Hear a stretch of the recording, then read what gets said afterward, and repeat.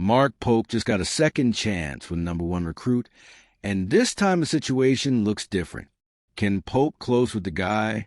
Let's analyze this calmly. When Bruce Branch III announced his reclassification to 2026, the recruitment chessboard finally changed color.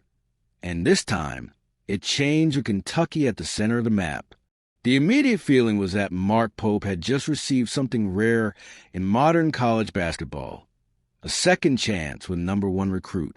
And even rarer, a real chance.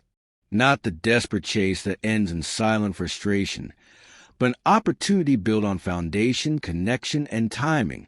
If the question is, can Pope close with a guy? For the first time in a long time, the plausible answer is yes. The context makes this even more evident. The 2026 draft class was a growing problem, with inflated expectations and fans' feeds looping between Tyron Stokes and Christian Collins. Nothing was concrete. Everything was waiting. The atmosphere was one of suspense, the kind of silence that makes any fan base tremble. Stokes became an unknown quantity. Collins seemed the closest, but still undecided. The draft machine seemed stuck. And then, as happens in those moments that change cycles, a door opened. Branch, once the dominant name for 2027, takes a step up and lands exactly in the class that Kentucky most needed to unlock. And, unlike the Bobo Lataton saga, where enthusiasm came before solid ground, the scenario is now different. Experts point out that Pope isn't reacting. He's anticipating. He's not patching things up. He's shaping them. Kentucky came in early with conviction and an offensive plan that seems tailor-made for a reliable shooting guard. It's not just a player adapting to the system. It's a system that empowers him. Adam Finkelstein describes Branch almost surgically. An evolving pitcher, good space reading, off-ball movement, quick feet, long defense. That detail, asterisk moves well off the ball asterisk, is not just a detail. It's the heart of Mark Pope's offense. Kentucky isn't an isolation system. It's about fluidity, cutting, repositioning, rhythm. Branch wouldn't need molding. He would arrive ready to fit into the machine. And this brings the main issue to the table clearly. This time, Pope is positioned to win. More than that, he needs to win. Signing Branch isn't just about adding talent. It's about changing the narrative. It's about showing that Kentucky can once again be a benchmark in recruiting without living on memories. It's about proving that Pope not only develops but conquers. Because, realistically, a program with blue genetics can't go through consecutive cycles without catching the big fish. Branch is accessible, interested, and aligned with the system. Pope doesn't chase, he leads. It's his second chance with number one prospect in 2 years. But unlike the first, it doesn't seem too late. It doesn't seem like a patch. It seems like building. If it closes, change the route. If Kentucky announces Bruce Branch III, it would be a great achievement. It's clear that Mark Pope isn't just aware of the pressure hanging over the program. He embraces it. In an environment where patience is seen as an unacceptable luxury and expectations are as high as Kentucky's own historical standards, Pope demonstrates a clear understanding of the weight he carries on his shoulders. He knows that in Lexington, vague promises or calls for calm have no place. Pope's frankness in his press conference was a powerful reminder that he deeply understands the Kentucky basketball culture. Our fans aren't patient, he said without hesitation. We don't believe in patience. We have to win, and we have to win now. These words weren't spoken to appease the BBN. They reflect a genuine connection to the fan mentality. Instead of resisting the intensity that defines this passionate base, Pope embraces it as fuel for his own determination. And that's exactly what the fans want to hear. But Pope isn't just talking. He's acting. Recent training sessions have revealed a coach willing to go above and beyond to get the most out of his roster. The longest practice of the season, as described by Pope himself on his radio show, was a brutal 3-hour session marked by maximum intensity and obsessive attention to detail. It wasn't just a physical exercise, but a clear commitment to continuous improvement. The message is clear.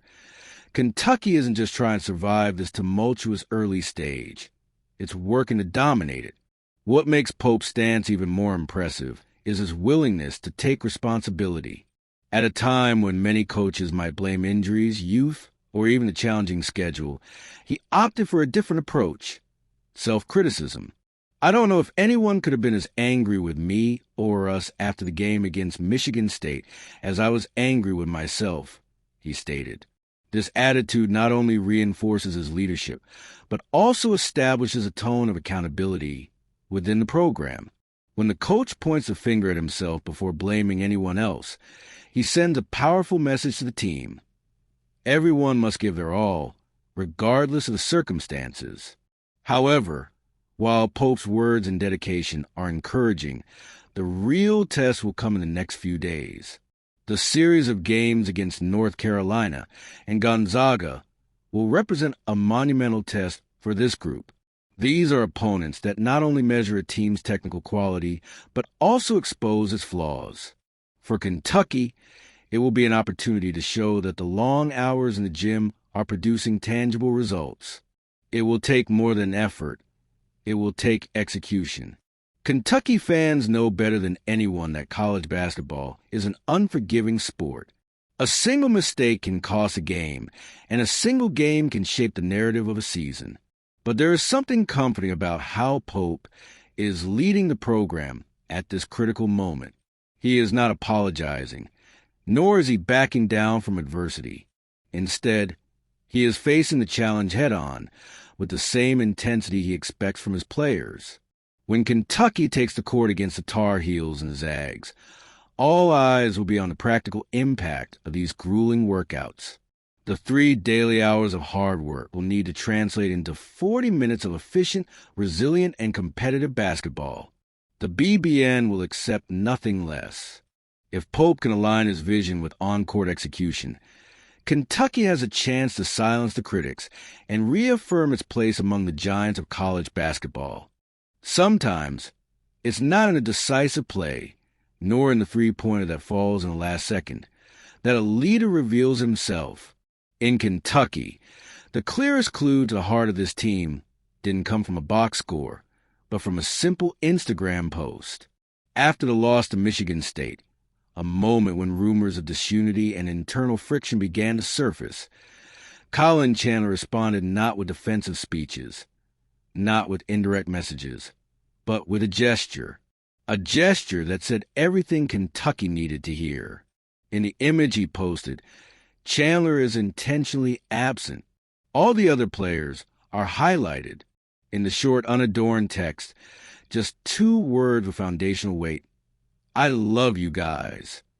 In times of inflated egos, nil, transfer portals, and athletes who think of themselves before the group, it was almost shocking in its simplicity. The post went viral among BBN, but the real impact appeared in the comments. Each player left their mark. Each response sounded like a foundation brick. Alvin Brooks, Pope's assistant, responded with almost emotional sincerity. Asterisk, that almost made me cry. I love you guys. I love you, family. Asterisk words that are not written when the locker room is fractured. The gesture doesn't erase defeats, but sometimes it holds the structure together when it seems to waver. Kentucky didn't start the season as the fans imagined, and big games left technical scars exposed. Still, if there's a lesson in this post, it's that the team still breathes together, that the core hasn't broken, that the group has within it a player willing to put us above me. For a young, transitioning roster, that's worth as much as a dominant center or an additional year of experience. And the most curious thing, Chandler leads not only off the court, but on it as well.